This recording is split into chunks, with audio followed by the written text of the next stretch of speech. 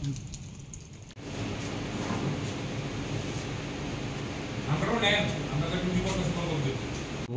আপনারা সবাই জানেন যে স্টেট ইলেকশন কমিশন যে শিডিউলটা অ্যানাউন্স করেছে সেটাতে 4 তারিখে বলা হচ্ছে ইলেকশন ডিউটি ভোট।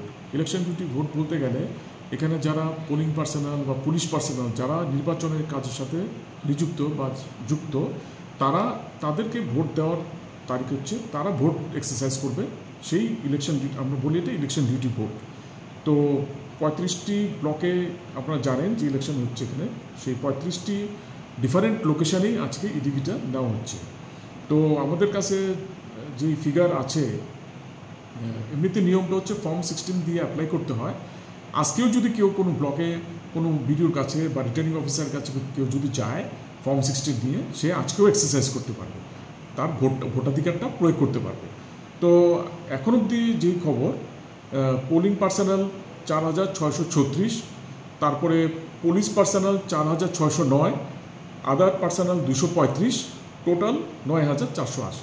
তো এই ফিগারটা একটু ফ্লাকচুয়েটিং আবার নতুনভাবে, কারণ নর্থ ত্রিপুরা ডিস্ট্রিক্টে কালকে কিছু অ্যাপয়েন্টমেন্ট দেওয়া হয়েছে, তো তারাও অটোমেটিক্যালি তাদের রেসপেক্টিভ ব্লকে মুভ করছে, তো সেই জন্য ফিগারটা একটু ভ্যারি করতে পারে। কিন্তু আপাতত সব জায়গাতেই মোটামুটিভাবে এই ফিগার এটাই, এবং সব জায়গাতেই ভোটিং প্রক্রিয়া চলছে, এবং টাইম 10টা থেকে 4টা, বা যতক্ষণ অবধি মানে পোলিং পার্সোনাল থাকবে ততক্ষণ অবধি পোলটা চলবে।